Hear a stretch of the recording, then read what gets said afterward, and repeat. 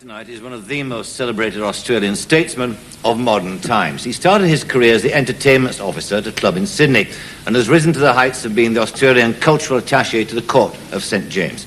I couldn't agree more with the critic who said that he impugns the fundamental refinement of the Australian character. Ladies and gentlemen, Sir Les Patterson.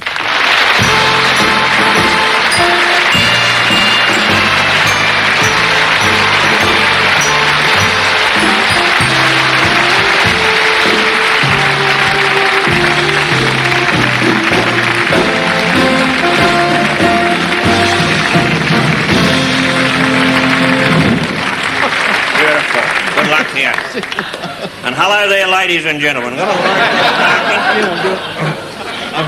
must get a handful of Vaseline or something. How are you feeling? I'm not feeling too bad.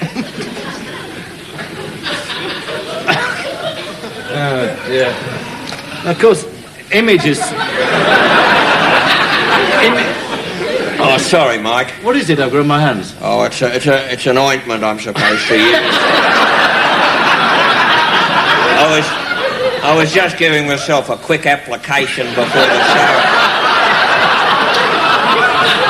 I'm supposed to use an applicator, but I generally do. No worries. So, yeah. Now, let's talk...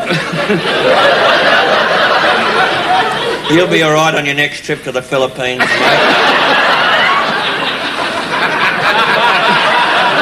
Are you with me? No worries. Now, this thing about image is obviously terribly important. I mean, that's part of your job. Now, what's the image that you're trying to project? I think you'd better phrase that again, Michael. I think what is the image that I am bloody successful in projecting, ladies and gentlemen? And that is as Australia as a thinking organism. You know, it wasn't very many moons ago. What you do to old Brian Humphries and Headley, the poor bastard was ashes. I seen him out there. Oh, Christ, you must have given him a rough time. We talked about getting on the grog. Oh, Christ, eh? Get stuck into it. Ladies and gentlemen, it's very good to be here on the Parky Show. You know, you could say this is the International Year of Australia already, couldn't you, Mike? Well, you could. It's been fantastic, the publicity we're getting, and largely due to the efforts of my good self.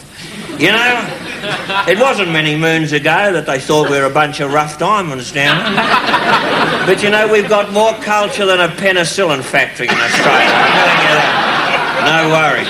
Well, I suppose that they talk about culture, that the main thing that people know Australia for now, the movie industry, the films, Australian films. Have you got anything to do with them at all? Yes, I kicked it off. You did you? Oh, yes, I was very much instrumental in getting movies off the ground in Australia. They'd been going along a long time with Chip Rafferty and that fraternity, but they needed to be dragged kicking and screaming into the 20th century, Mike. And I'm very proud of the role. I'm very proud of the role that I've played there. You know, the trouble with the film industry, as it is with the arts in general today, is that the poofter element. Now, don't get me wrong, I don't mind what people do in the privacy of their own homes. Don't get me wrong on that score, ladies and gentlemen. Please. You know, I see eye to eye with old Ken Livingstone in that particular matter. But what I'd like to say is this, that, you know, there are a lot of... the industry needs a fair bit of weeding out, and, you know, it's rife with the poofters in Australia as it is here. You know, I had a lovely idea for a film a few years ago. It was going to be called... It was about a football team going to the bush. It was called Piss Up on Hanging Rock, as a matter of fact. And by the time... No? Are you with me?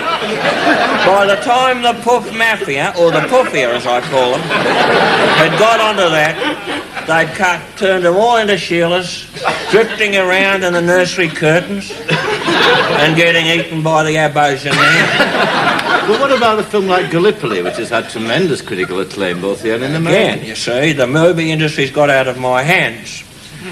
Gallipoli, in my opinion, is a better description of that film. Two fellas, I don't say they're shirt lifters. I don't say that. I don't say they're shirt lifters, but they could be. They could be, and that's how it comes across, you know? Giving the Turks the wrong idea, you know? Mind you, they've had the wrong idea for a year or two, haven't they, eh? No worries. Do you know many people within the film industry intimately, though? I mean, I'm thinking of actors or actresses. Well, I do, naturally. I've had... You hear the boys in the band over there, for Christ's sake, eh? That'll do, fellas, eh? No, I've done a bit of casting, Mike. I have. I've done a bit of... I mean, it's not for nothing I'm known as the Protestant Lou Grade. I'm not. I am. We've got a lot in common, you know. Well, with a couple of tycoons. And it's significant, isn't it, that old Lou's enterprise is being taken over by an Aussie corporation, an Aussie conglomerate. A conglomerate.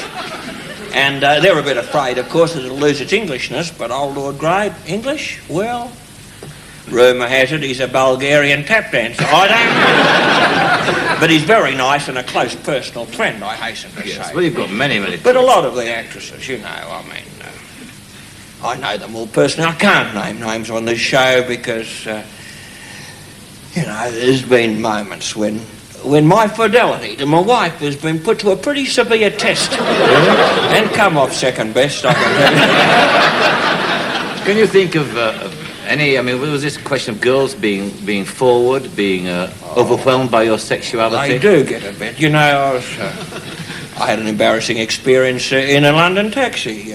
Yes. I had this little lass. She was a star of one of my films. And I was showing her the sights of London. You know, Buckminster Castle, St Paul's Abbey, Trafalgar Circus, and we're driving around. And I kid you not, you know, this little Sheila done a streak in the back seat of the car. I didn't know where to look. And we got to our destination. The driver says, that'll be so-and-so, you know. And he says, how are you going to pay me? And she... oh, I'm sorry, I can't say it, but she done an Erica. She done an Erica, but not the top part. She flashed the map of Tasmania, ladies and gentlemen. Now, for those of you who aren't too crash-hot on the geography, Tasmania is a triangular continent. A bit on the bushy side. No, please, oh, for goodness sake. Anyway, to cut a long story short, the driver said, haven't you got anything smaller?